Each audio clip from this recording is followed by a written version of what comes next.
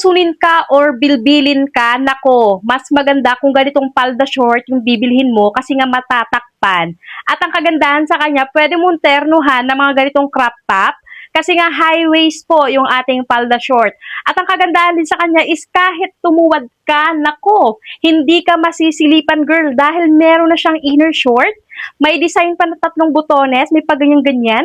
And then, meron na siyang bulsa sa harap. Isa lang.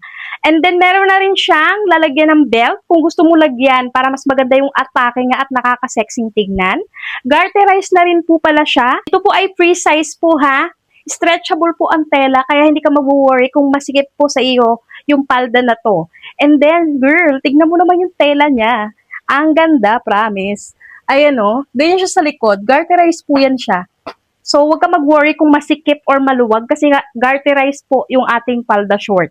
Naku, sino bang hindi mapapacheck out kung ganito ba naman kaganda yung panlakad mo na palda shorts? Kahit saan is pwede mo siyang gamitin or pang-aura. So, kung interesado ka, marami tayong pagpipilian dyan sa Yellow Basket. I-click mo lang yan.